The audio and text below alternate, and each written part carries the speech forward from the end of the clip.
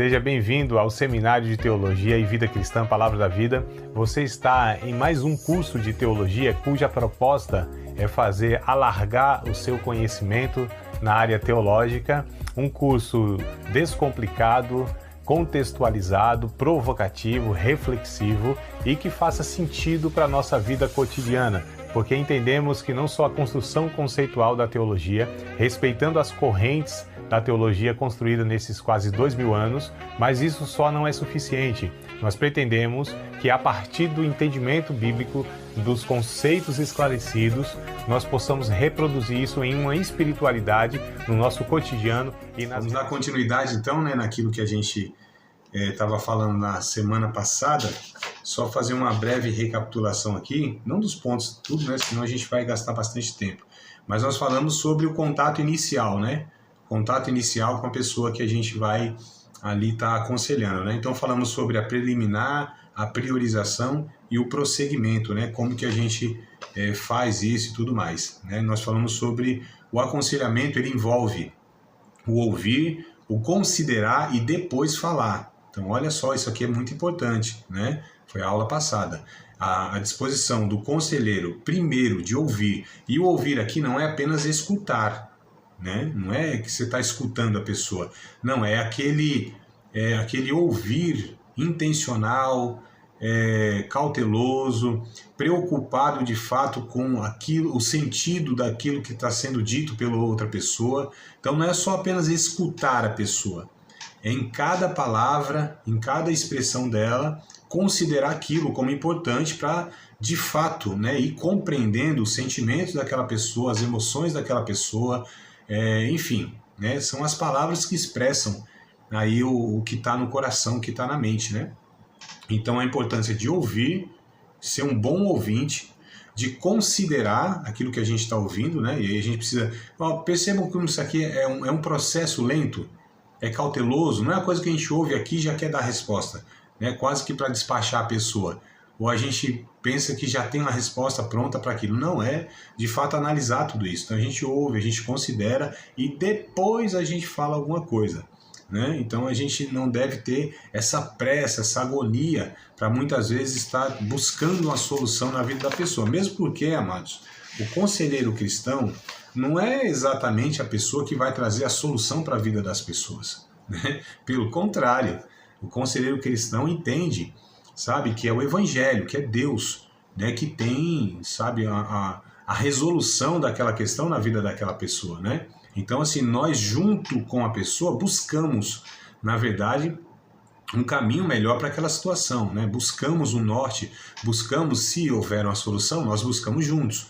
Mas não é naquela questão porque as pessoas elas vão até o conselheiro, querendo uma solução fácil, rápida e imediata, E não é assim, Primeiro que nós não temos a solução para o problema das pessoas, o problema do mundo, a gente não resolve, nem os nossos a gente consegue resolver, A gente sempre tem, de fato, essa demanda. Então a gente é aquele que constrói juntos, Então a gente não pode criar uma expectativa naquela pessoa que nós vamos resolver o problema delas, e elas querem isso. As pessoas querem respostas prontas, coisas que sejam práticas, no sentido que resolve. Muitas questões, elas são complexas, são profundas, é preciso um processo, para que aquilo possa ser tratado. Porque o que a gente precisa entender também, como conselheiros cristãos, é que as pessoas precisam ser tratadas nas raízes, lá na fonte. É lá onde o problema aconteceu. Não é ali onde está aparentemente o problema. Então a gente não pode ser superficial, em tentar dar versículo pronto para a pessoa. Não é bem assim. Não é fácil dessa forma, Alguns, infelizmente, pensam que é só citar meia dúzia de versículo bíblico lá e tá tudo resolvido. No final lá fazer uma oração e aquela coisa toda, Expulsa um demônio ou outro, repreende não sei o que e tal. Não é bem assim, amados, A vida das pessoas são complexas. Geralmente elas chegam numa situação de crise porque veio arrastando, coisas mal resolvidas, uma desestrutura na vida, Então, assim, às vezes essa desestrutura é familiar, é disfunção familiar, isso vem de longe, e isso precisa ser retrabalhado, né? Porque a pessoa carrega parâmetros, ela carrega referências na vida. Então, assim, a cabeça, a forma de pensar, ela não é mudada do dia para a noite, tá? É um processo, né? E como as pessoas são sempre resistentes ao processo, então, assim, precisa ter muita insistência, perseverança, persistência, oração para que o Espírito Santo de fato alcance de forma eficaz a vida daquela pessoa, né? Porque a gente também não pode ter essa ilusão de que se a pessoa ela aceitou uma orientação nossa, né, ou concordou com a opinião nossa a respeito daquilo, automaticamente ela vai mudar o pensamento. Nem sempre é assim, amados. Né? Às vezes a pessoa fala, concordei e tal, é isso mesmo, sei o quê, mas aí você vê ela fazendo a mesma coisa, não tendo aquela atitude, né, que foi proposta, porque uma coisa também a gente precisa observar, né, entre tudo isso aqui que eu estou falando, nós não somos aqueles que dão ordem para as pessoas, né, ou um comando para, você tem que fazer isso, isso e isso, são decisões das pessoas. A gente tem que tomar muito cuidado, porque é muita responsabilidade eu decidir sobre a vida de uma pessoa. Eu falar para ela que ela tem que fazer isso assim, assim, assado. A gente tem que ter muito cuidado, amados, né? Porque aí a gente gera uma expectativa, a pessoa ela fica infantilizada porque ela não tomou uma atitude, ela não teve uma ação, não foi uma decisão a partir de uma compreensão, de um amadurecimento dela. Ela só seguiu uma ordem de alguém que falou para ela, ó, você faz isso, isso e isso. Ela só está reproduzindo um comando, né? Uma ordem, ela só está obedecendo. Mas não é isso, amados, que a gente tem que fazer como conselheiro. É, de fato, levar essa pessoa à conscientização. E a partir dessa conscientização, aí ela toma as atitudes dela. Então, é adulto. Né? A gente não pode, como um pai, por exemplo, né, com um filho lá incapaz de tomar uma decisão, a gente toma por ele. Não é assim. A gente tem que ter muito cuidado também com esse ponto, tá? Porque vai que deu errado lá. Vai falar, mas quem mandou falar foi o fulano que tá, é o pastor tal, é o irmão tal, é a irmã tal que disse para eu fazer assim, né? Aí gera frustração, aquela coisa toda, mas foi fulano que mandou, eu obedeci, aí volta lá. Ó, você falou para eu fazer isso e deu tudo errado. Tá vendo a responsabilidade, amados? Então a gente leva a pessoa a refletir, a ela ter a consciência, chegar à consciência, né, a conclusão a partir da consciência dela. Aí sim, a gente ajuda em outras na condução disso, mas não decide por ela, é muito perigoso. Mas vamos lá, então assim, só para dar esse resumão, talvez, né, não só da aula passada, né, algumas aulas que a gente está tendo até aqui, talvez eu fiz um apanhadão geral aqui, de uma forma bem resumida, mas só para a gente não perder aqui o fio da meada, tá? E aí hoje eu quero aqui falar sobre estabelecer uma conexão relacional, tá? Esse é o título que eu vou abordar aqui. Estabeleça uma conexão relacional. Esse é o ponto que eu quero começar com vocês de fato, né? A aula de hoje assim, trazendo essa reflexão, tá? Então vamos lá. Bom, inicie uma conversa descontraída. Aqui eu já estou falando nessa, porque assim, também há, né, uma tensão do conselheiro. Vou receber uma pessoa, há uma tensão no ar, por assim dizer. Como que eu faço isso? Como que eu abordo? Como que eu começo? Né? De que forma eu começo a conversa? Né? Então aqui eu coloquei algumas sugestões, tá? Inicie uma conversa descontraída e depois faça a transição, né, para as coisas mais importantes. Seja simples e direto. Como eu posso te ajudar hoje? Então, vamos imaginar que eu estou recebendo alguém aqui, ó, nesse escritório meu aqui, que de fato é onde eu recebo, né? A maioria das pessoas. Às vezes é num cafezinho, numa lanchonete, numa praça, mas geralmente é aqui. Né? Geralmente não, mas bastante eu recebo por aqui. E aí o que acontece? Então a gente, né, deixa a pessoa à vontade, fica à vontade, quer uma água, um café, tem um cafezinho ali sempre pronto. Né? Não tomo café, tem chá também. Então a gente também aqui tem uma variedade, né? Deixa a pessoa confortável, tranquila, pergunta como tá, né, como foi o dia. Né? Então a gente vai nessa conversa descontraída, mais leve, tranquila. Né? Aí a gente vai fazendo a transição. Tá, mas me fala aí como foi sua semana, a última vez que a gente se viu, ou então se é a primeira vez, né? Ó, como eu posso te ajudar? O que você quer falar? né? Ainda que talvez a gente tenha conhecimento de alguma coisa, lembra que eu falei que o conselheiro ele recebe de 3 maneiras a própria pessoa que o procura, isso aqui já foi aula retrasada, né? A própria pessoa que o procura, alguém, né, que indica essa pessoa e traz essa pessoa até a nós, ou até o mesmo conselheiro vai até essa pessoa. Então, nós recebemos a pessoa de 3 formas, pelo menos, tá? E aí o que acontece? Mesmo que a gente saiba, né, de algumas informações, ou não sabendo também, não há muita diferença, a gente pode estar dando essa continuidade, fazer essa transição, né? Como eu posso te ajudar, o que você quer falar, o que você acha importante. Nem sempre o que a pessoa vai expor é de fato o que vai ser necessário para que a gente conduza aquela conversa, mas aí vem aqui a experiência, vem aqui essa sensibilidade do conselheiro de identificar, opa, essa pessoa está falando isso, aí a gente vai conduzindo, né? Aí a gente vai fazendo essa condução como a gente fala, mas assim, dessa forma mais leve, porque geralmente são problemas sensíveis, né? Expõe a vergonha da pessoa muitas vezes, uma dificuldade lá que ela tem, um pecado que ela está expondo, né? Então ela está fragilizada de alguma maneira, então a gente precisa criar esse ambiente, entre aspas, mais confortável, entre aspas não, tira as aspas mesmo, confortável mesmo, né? Em todos os sentidos, tá? Então 4 componentes, mais importantes de qualquer relacionamento de aconselhamento. 4 aqui eu vou colocar, tá? Primeiro, confiança, depois misericórdia, eu vou falar de um por um, tá?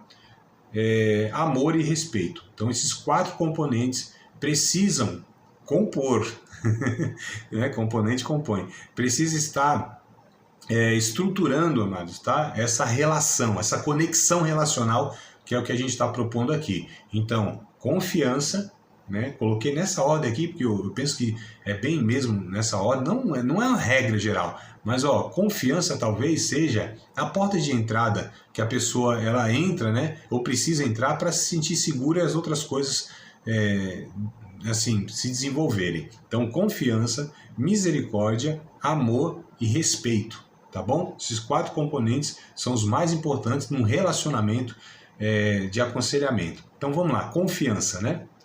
Confiança é o combustível do aconselhamento e ela deve ser preservada. Isso aqui é fundamental, amados, né? Na maioria das pessoas há uma mistura de esperança, eu digo quando a pessoa vai até o conselheiro, né? E incredulidade, ceticismo, tá? Há uma mistura disso.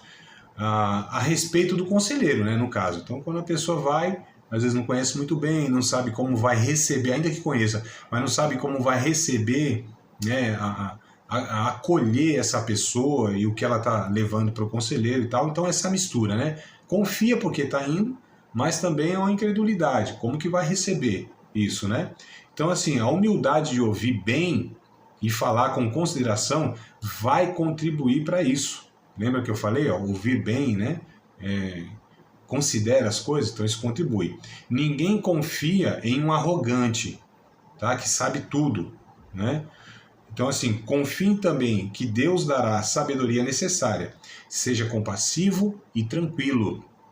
Então, só para a gente entender, amados.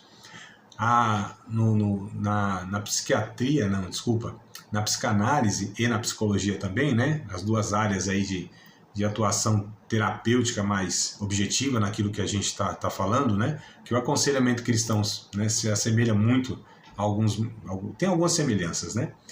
Dessas terapias aí.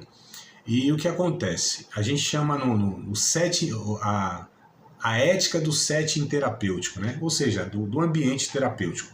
Ali tem que ter uma rigidez muito grande a ética, mas o sigilo, essa é a palavra que eu estava buscando aqui. O sigilo, tá? Tem que ser absoluto para gerar confiança. Essa pessoa tem que ter a certeza absoluta daquilo que vai ser exposto ali, que vai ser a intimidade dela, a vida dela, o segredo do coração dela. Aquilo não vai sair dali de forma nenhuma, mano. Mas nenhuma mesmo. Tá? O sigilo é absoluto. O que acontece muitas vezes, eu não sei se eu falei isso até aqui, se eu não falei, eu vou falar um pouquinho mais para frente, que muitas vezes nós, né, nos deparamos com uma situação difícil que a gente não está conseguindo conduzir e achar lá uma forma melhor de ajudar aquela pessoa. A gente busca em uma outra pessoa, né, talvez mais capacitado, mais experiente, uma pessoa de confiança, também um conselheiro, um pastor, ou até mesmo um psicólogo, né, alguém da área mais técnica e profissional. E aí a gente compartilha o caso. A gente sempre vai compartilhar o caso, nunca a pessoa. Nunca a pessoa. Seja, por exemplo, eu estou procurando lá um outro pastor, um outro conselheiro, ou um psicólogo. Por mais, né, que essa pessoa conheça, aliás, principalmente conhecendo, por mais não, principalmente conhecendo essa pessoa que está sendo aconselhada, jamais eu vou falar do nome, porque ela conhece. Então eu não posso expor. E se ela não conhecer, da mesma forma, eu não exponho o nome. É o caso. Tá? Para que a pessoa conheça. Isso acontece entre os profissionais e entre os conselheiros, né? Os casos são compartilhados. Tá? Eu participo de um grupo de WhatsApp que é isso mesmo, né? Deixa eu até ver aqui o título, esqueci, agora fugiu da mente. Mas é alguma coisa mesmo de solução de casos, não? Compartilhar casos, deixa eu ver, fugiu da mente agora o título, né? Estudo de casos, tá? Isso aqui, ó, tá até aqui, não para de chegar mensagem, é o dia todo. Porque aí acho que são uns 300 ou 400 psicanalistas, né? Estudantes de psicanálise, psicologia. Então, os casos são compartilhados até para que, né, assim, mutuamente a gente consiga fazer uma análise, né, com outros olhares para ajudar. Então, às vezes está complicado um caso lá para um psicanalista, um psicólogo, e ele compartilha, ó, há um caso assim assado, eu estou com dificuldade, o que os colegas acham, né? Como vocês analisam aqui? Aí um dá uma abordagem, outro outra, para ajudar. Mas é sempre assim, o caso, nunca quem é a pessoa, não conta a história dele para não ser exposto. Então é isso, é ambiente de confiança. A pessoa precisa ter confiança, de saber que aquilo que vai ser falado ali vai ficar ali, independente de qualquer circunstância, né? Em questões de crime, aí é outra história, aí a gente conversa de outra forma, tá? Mas eu não estou chegando nesse extremo, não. Né? Ou a pessoa está confessando aqui que matou fulano, ciclano e tal, opa, é outra história. É outra conversa, a gente conduz. Eu estou falando de um caso muito extremo aí, que talvez a gente não vai se deparar, Deus queira, né?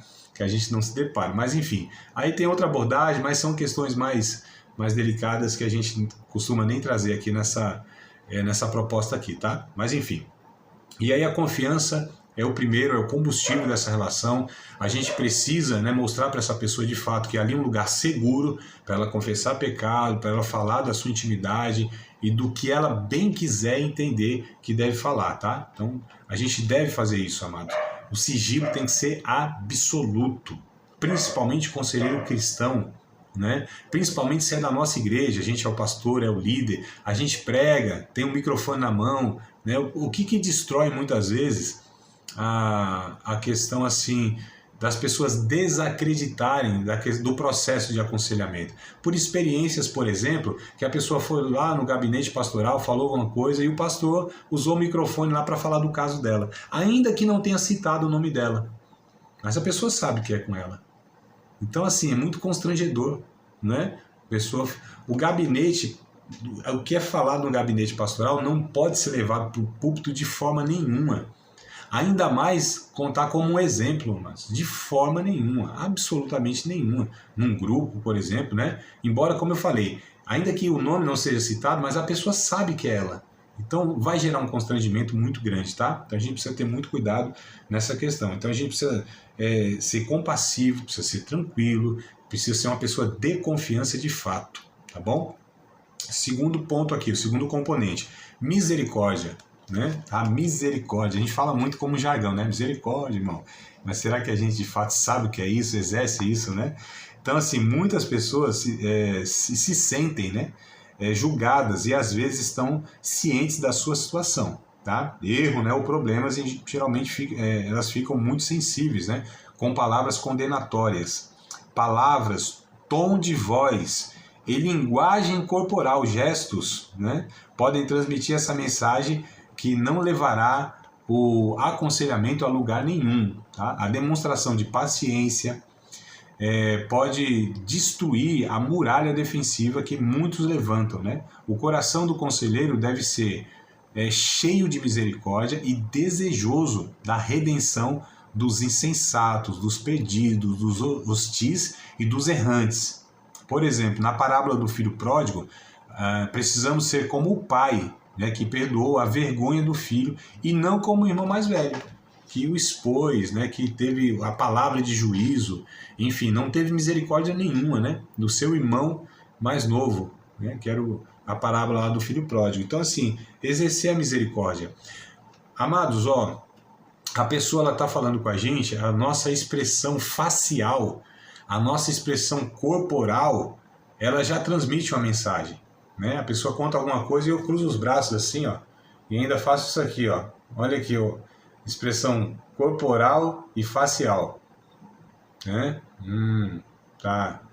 Então aqui a gente já se colocou numa postura e transmitindo uma mensagem, né, que possivelmente já travará aquela pessoa, né? Então a gente precisa ter muito cuidado, sabe? Controlar de fato, por mais que a gente pense algumas coisas, amados, ali, porque a gente vai ouvindo um monte de coisa, né? E às vezes vem um monte de pensamento, sentimento, mas a gente precisa ter cuidado para não transmitir isso de uma forma a criar uma muralha, né? Então assim, a gente precisa demonstrar paciência, interesse no que a pessoa está falando de fato, tá bom? Se os gestos que a gente fizer tem que ser positivo, no sentido para que a gente incentive essa pessoa a continuar falando e abrindo o coração. Se não, né, porque num gesto desse, a pessoa já fala, ih, é arrogante, né, já tem um gesto de está muito sensível a pessoa, né? Então assim, palavras e gestos, né, condenatórios só vão atrapalhar o processo.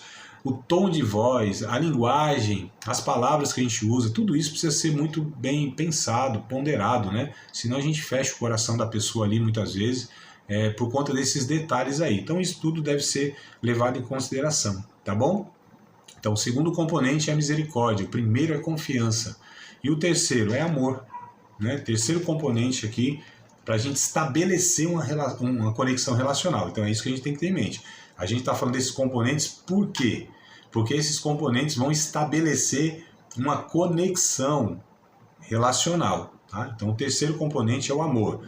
Nós precisamos mostrar tangivelmente o amor de Deus, né, uns aos outros, através do interesse sincero do bem-estar da pessoa. Ainda que você, né, incapaz de resolver seus problemas, ainda que a gente seja incapaz de resolver o problema, a gente precisa demonstrar, né, esse interesse sincero, tá, de ver o bem-estar daquela pessoa. Então esse tipo de amor é mais importante do que a própria solução do problema da pessoa. Às vezes a gente não consegue trazer uma orientação, né, um norte para aquela pessoa. Mas o fato de nós demonstrarmos o amor, o interesse sincero, né, o amor através do interesse sincero, talvez isso naquele momento seja até mais importante do que a própria solução que a pessoa precisa, né? Porque sempre, amados, um conselheiro precisa mostrar esse interesse profundo em ajudar aquela pessoa, né? E de fato trazer para ela, sabe, ajudá-la, né? Nesse sentido mesmo, ó, não sei, sinceramente eu não tenho uma resposta agora nesse momento, mas eu vou orar, Deus, eu vou refletir, vou pensar, vamos juntos, né? Vamos caminhar juntos aqui e conta comigo, né? Esse interesse, amados, que é o amor. Então é um componente fundamental, se não essencial, né, para essa conexão relacional, para que a gente estabeleça isso, né? A pessoa vê que de fato tem alguém, ela não está sozinha no mundo, ela não está enfrentando aquilo sozinha, tem alguém ali que Deus preparou para caminhar com ela, para levar a carga, ajudar a levar, não é o que Paulo diz lá em Gálatas capítulo 6, deve ser verso 2 ou 3, né? Acho que é 3, né? Levai as cargas uns dos outros e assim cumprireis a lei de Cristo. Eu acho que é Gálatas 6 e 3. Aí vocês confirmam, tá? Logo que achar e me avisa. Gálatas 6 e 3. Se não é 6 e 3, é 6 e 2. Levai as cargas uns dos outros e assim vocês vão cumprir a lei de Cristo. Achou, irmã Valda? É 2. Gálatas 6, 2. Gálatas capítulo 6, verso 2. Está escrito isso aí. Então é isso, ó, né?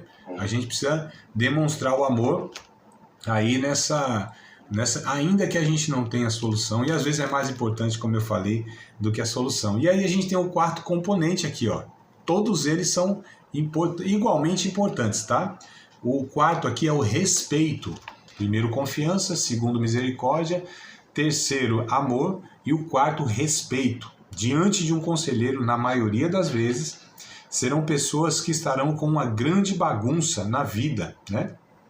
E é difícil quando lidamos com pessoas egocêntricas, arrogantes, infantis. Mesmo nesses casos, deve haver respeito, mesmo nesse caso. Justiça própria e atitude de julgar os outros apodrecem o coração do conselheiro e aparecerá o ar da superioridade em lugar da humildade. Então, assim, por mais que a pessoa que esteja diante de nós é uma pessoa arrogante, né, infantil, egocêntrica, sabe? Mesmo assim, a gente precisa mostrar respeito.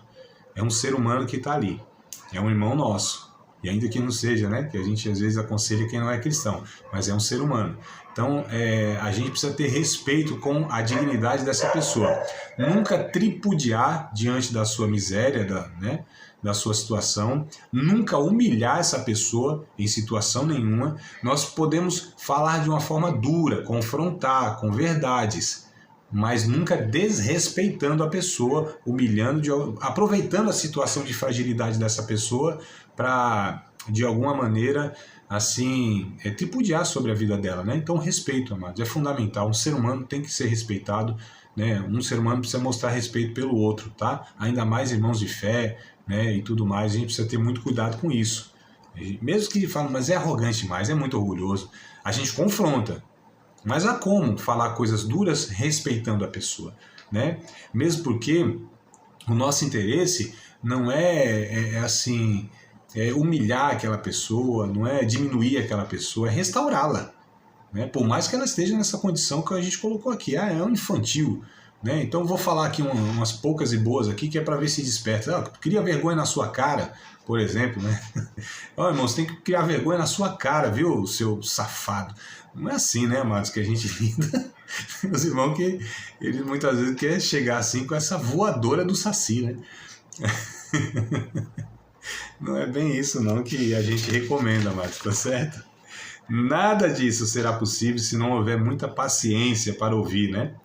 Nada disso, ou seja, nem ter confiança, nem mostrar confiança, nem exercer misericórdia, nem demonstrar o amor e nem ter o respeito, né? Então, nada disso vai ser possível se a gente não tiver muita paciência para ouvir essa pessoa. Então, assim, cada sessão não deve virar um sermão, tá? Então, a gente está chamando os encontros aqui de sessão, né? Tô usando até um termo mais técnico aqui para o aconselhamento, o processo, que são sessões, tá? Então, cada sessão não pode virar um sermão, né? Isso aqui que a gente precisa entender. Tudo bem? Podemos ir para frente? Tem alguma pergunta, algum comentário do que falamos até aqui? Posso prosseguir, amadas? Então, vamos para frente. Vamos lá. O alvo central, né, do primeiro encontro é entender a pessoa e suas preocupações primárias, né? Conhecer a pessoa, como ela reage à vida, olha só, o que ela valoriza, como se relaciona com os outros. Então, o primeiro encontro, né, a gente precisa tentar reunir isso aqui, tá? Vou repetir novamente, né? Então, no primeiro encontro, a gente, primeiro, né, precisa entender a pessoa e suas preocupações. Quais são as preocupações dessa pessoa? A gente precisa entender isso nesse primeiro encontro, né? Essas preocupações primárias, o que levou ela ali, né? O que ela começou a falar. A gente identifica quais são as suas preocupações primárias, né? Conhecer a pessoa, a própria pessoa, saber quem é essa pessoa, tentar entendê-la, né? Nesse sentido mais imediato.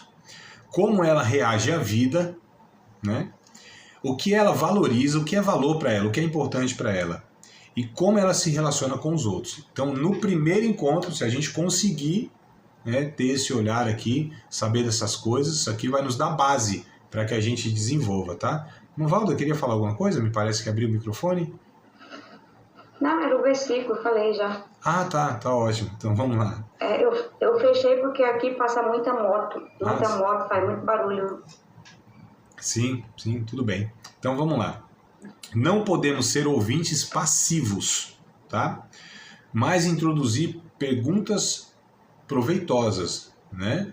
Ou produtivas. Então não é só ficar ouvindo lá, né? A gente precisa entender que nesse ouvir você precisa fazer algumas perguntas, né? Interagindo ali, interrompendo a fala. Senão, muitas vezes, a pessoa vai falar lá 1 hora, né? E de repente, o que ela falar lá em 1 hora, talvez vai ser uma bagunça, uma mistura, que não vai ajudar a gente a compreensão. Então, a gente precisa entender quando a gente deve intervir, fazer perguntas, né? E essas perguntas que sejam, que tem um propósito. Elas são feitas porque é um propósito de ser feita naquele momento, diante daquela fala, para que haja uma condução, né? Esse é um termo também que eu acho que vocês já ouviram muito de mim aqui, vão ouvir ainda muito, e é muito importante, né? A condução, a gente tem que conduzir, amados, a conversa. Não é ali ser passivo e a pessoa que vai... Porque muitas vezes a pessoa tá despejando o que está no coração dela e tudo mais, mas nem sempre é bom, né? Que essa pessoa vá falando de um monte de coisa, tá? Mas sim que a gente entenda, né? E a gente vai conduzindo para aprofundar aquela fala. Que o propósito é esse, como a gente falou no começo da aula, né? É aprofundar aquilo, mas não é ser superficial. Nossa, a pessoa fala um monte de coisa, e a gente também, às vezes, né, fala um monte de coisa que nem sempre é bom. Não é a quantidade do que se fala, né? É a qualidade daquilo que se compreende. Eu até achei interessante essa frase minha, viu? Vou até repeti-la. Nem eu tinha pensado nisso antes, pensei agora. Não é o jargão. Não é a quantidade do que se fala, né? É a qualidade daquilo que se compreende. Ó, isso aí pode virar até frase entre aspas aí no status de vocês, né? Pode pôr lá embaixo, lá, professor André. Vamos lá, Márcio. Repete aí que eu estou anotando. Pronto, então vamos lá. Não é a quantidade daquilo que se fala, né? Mas é a qualidade daquilo que se compreende. Tá? Então esse é o processo que eu acho muito interessante, né? Tudo bem? Conseguiram aí então? Anotar? Vamos lá. Então a gente não podemos ser os ouvintes passivos, né? Mas introduzir perguntas proveitosas para direcionar as coisas. Essa é uma habilidade que não é fácil dominar, tá? Não é fácil dominar, né? Porque você precisa ser muito pontual, assertivo mesmo ali, né? Então você precisa entender, opa, preciso aqui interagir. Aí você interrompe ali e faz uma pergunta, ou a pessoa deu uma pausa, aí você aproveita e faz uma pergunta para direcionar, para conduzir, né, naquilo que a gente entende que tem que ser conduzido, né, para construir, para aprofundar aquilo que ela falou.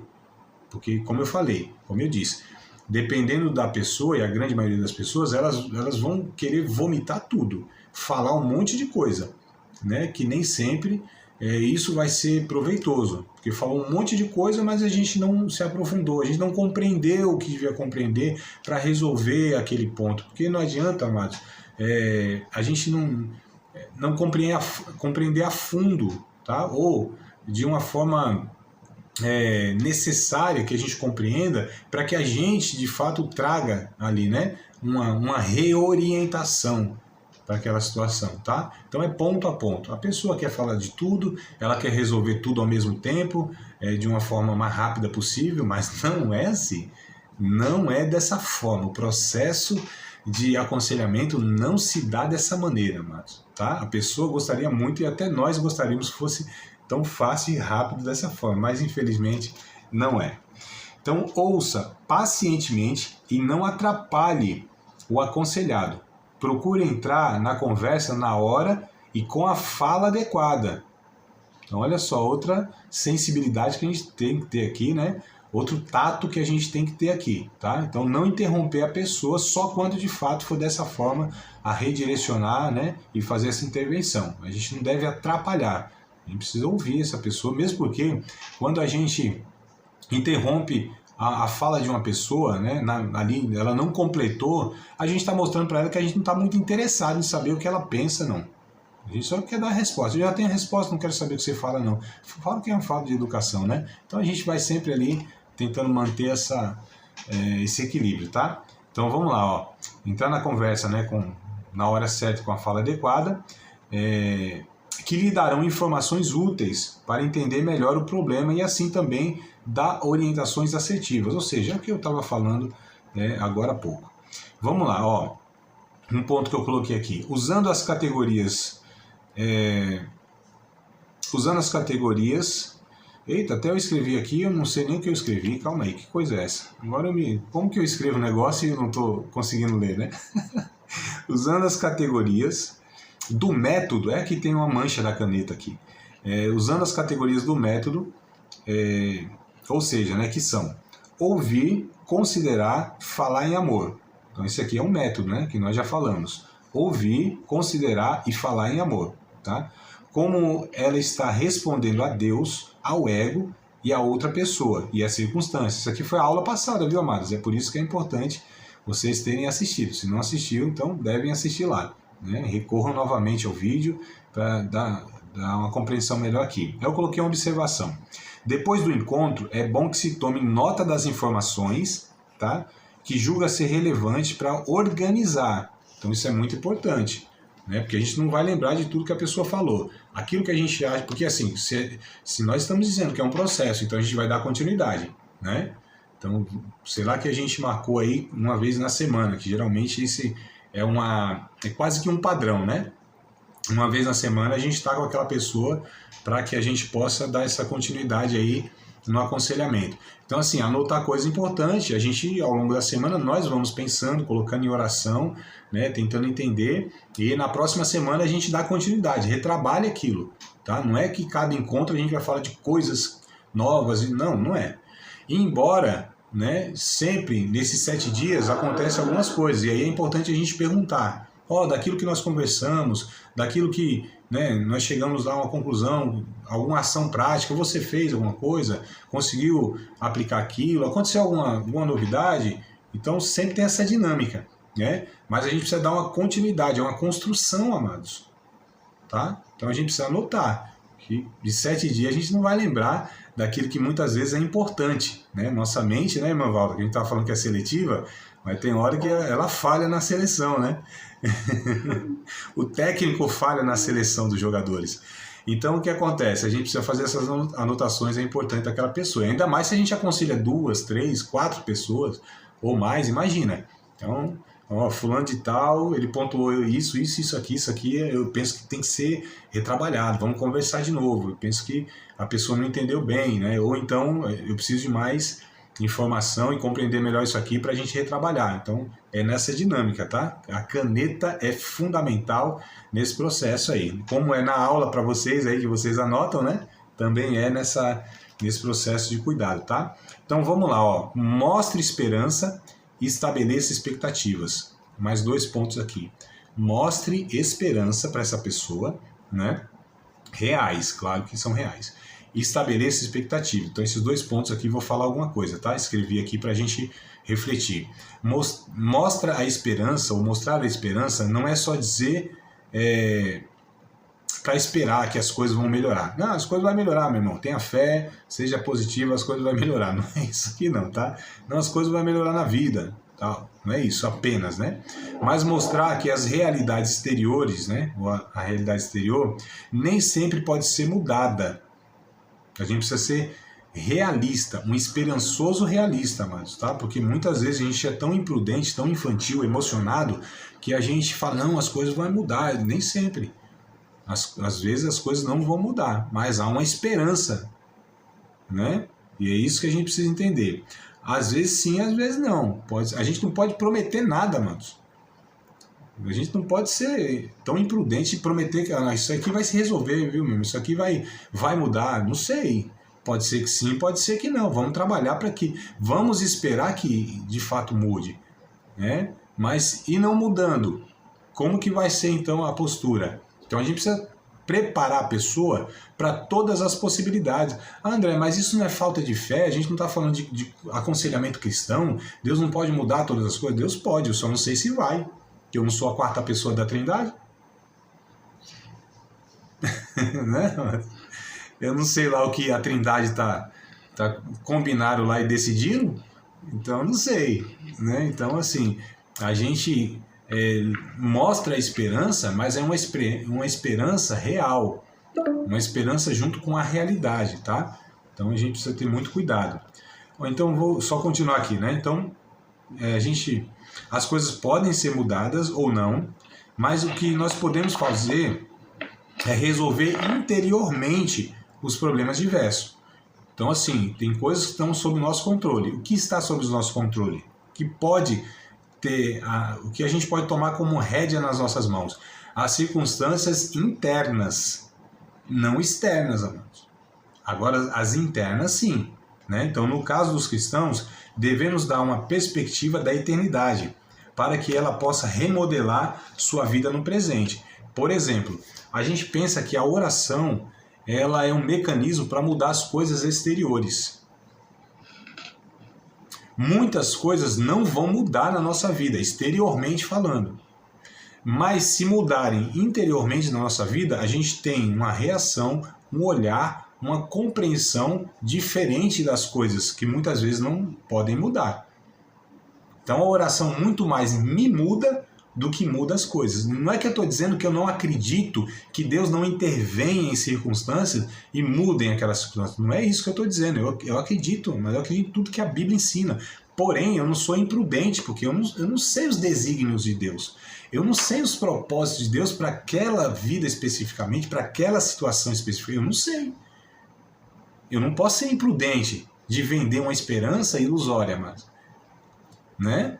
Infelizmente, tem muita profetada por aí que não deixa de ser uma profecia, né? Se você fala que vai ser assim, assim, assado, você está profetizando. E a profecia, ela não é produzida pelo homem. A profecia ela é gerada pelo Espírito Santo e nós apenas a transmitimos. Mas quando nós temos certeza que o Espírito Santo está gerando em nós a profecia, que é uma coisa muito, muito delicada, né? Os imprudentes, eles vão usando o nome de Deus aí à toa. Isso aí talvez seja falar do nome de Deus em vão. Usar essa credibilidade que tem o nome de Deus para falar um monte de coisa aí. Porque se eu falo assim, Deus me falou, assim diz o Senhor. Oh, que coisa grave, né? Então assim, eu estou sendo porta-voz de Deus, é isso mesmo? Eu sei que muitas pessoas fazem isso. Eu não tenho coragem, sou meio covarde, mano, para fazer essas coisas, né? A não ser que seja... Sério isso, é muito seríssimo. Você dizer que o Criador do Universo está dizendo exatamente aquilo, quer dizer, você está o representando, você está colocando Deus na conversa, e se não for, quem é que passa por mentiroso? É Deus, né? E quando a pessoa se apega naquilo, achando que foi Deus? Estou passando por essa luta, por essa adversidade. Pior ainda. Na família, tá difícil, muito difícil. Gera frustração, há uma angústia muito grande, a pessoa está apoiando a sua esperança naquilo que Deus nunca falou e assim, é furada. É uma furada. Tá difícil mesmo. Porque se Deus não disse, ele não vai mover uma palha para cumprir. Porque a Bíblia diz, eu cumpro aquilo que eu falo. Deus não é homem para que minta, nem filho do homem para que se arrependa. Porventura falaria e não faria? Diria e não cumpriria? Deus não. Só que quando Deus não fala, aí fica por nossa conta e risco, amados. A Escritura fala que nós vamos ter que prestar conta de cada uma das nossas palavras. Exato. Né? E assim, ficando por nossa conta e risco, o boleto é caro, não vou ter como pagar. E o risco é muito alto. Então eu não posso correr esse risco, né? Então a gente precisa mostrar esperança, mas essa esperança da realidade, essa esperança futura. E que muitas vezes as coisas externas podem não mudar. E isso que a gente precisa trabalhar. Que é assim, é um desafio muito grande, né? Você achar esse equilíbrio, essa dosagem, né? Essa sintonia, essa ajustagem fina entre você mostrar a esperança que as coisas podem mudar, Deus é poderoso, mas se não acontecer isso, vamos lidar como com isso? Aí interiormente as coisas podem ser transformadas. Aí nós temos, né, essa condição no sentido, lógico, a graça de Deus, o Espírito Santo, é isso que eu estou levando em conta. Mas assim, interiormente já é algo que está sob o meu alcance, nesse sentido que diz respeito a mim. São as minhas atitudes internas, são os meus pensamentos que eu posso redirecioná-los, são os meus sentimentos que eu posso controlá-los, né? Então, como que eu posso mudar uma terceira pessoa? Posso mudar um governo, uma cultura, posso mudar é difícil, né? Mas enfim. Aí o segundo ponto aqui, ó, estabelecer expectativas. Expectativas não utópicas, tá? Mas reais. E saudáveis, inclusive, né? É necessário esforço pessoal e o conselheiro deve sugerir situações práticas. da vida, né? Mas não rápidas, mágicas e triviais, não é isso. Como a pessoa deve se relacionar corretamente com as circunstâncias inquietantes. Então essas são as expectativas. Sendo cristão, o que a pessoa precisa saber a respeito de Jesus e do Evangelho e a respeito de si mesma. Como se relacionar com os outros. Como se ajusta sua perspectiva sobre a vida, sobre a visão bíblica para o sofrimento. Né? Então, o Salmo 13, por exemplo, né? Problemas, circunstâncias. Depois vocês leem o Salmo 13, tá bom, amados? Fica aí uma lição de casa, né? Embora eu vou pontuar aqui, mas leia o Salmo 13 depois. Problemas circunstanciais na ótica do salmista. Deus tinha ocultado seu rosto para ele, que é o verso 1 e 2, por exemplo, né? Então, assim, ele faz um pedido a Deus, o verso 3, e ele determinou o que ia fazer depois de orar, verso 5 e verso 6. Então, ó, pega esse Salmo 13, leia, né, com essa minha proposta aqui, ó, o verso 1 e o verso 2. Os problemas circunstanciais, na ótica do salmista, Deus tinha ocultado o seu rosto para ele. Então, olha como o salmista vê. Deus escondeu o seu rosto de mim, verso 1 e 2. Aí ele faz um pedido a Deus, o verso 3. Vejam lá qual é o pedido. E depois, no desfecho, verso 5 e 6, ele determinou, o salmista, o que ia fazer depois de orar. Isso aqui são expectativas reais. Eu já li várias vezes esse salmo. As perguntas dele, né? Exato. Esqueceu de mim, virou o rosto, não me ouve, não me atende. Eu já li muitas vezes esse salmo. Então, como que essa pessoa se relaciona com Deus? Como ela se relaciona com os outros? Como ela se relaciona consigo mesma? Sendo cristã, então a gente vai trabalhar essas questões. A gente vai estabelecer essas expectativas. Elas não podem ser irreais, utópicas, sabe? Alienantes, infantis, emocionadas, né? A gente precisa fazer com que a pessoa lide com a realidade da vida, com a graça de Deus, mas não com a ilusão de uma fé mágica que vai trazer uma solução assim radical do dia para a noite. Via de regra, não é isso, amados, que acontece. Estou falando para os servos de Deus.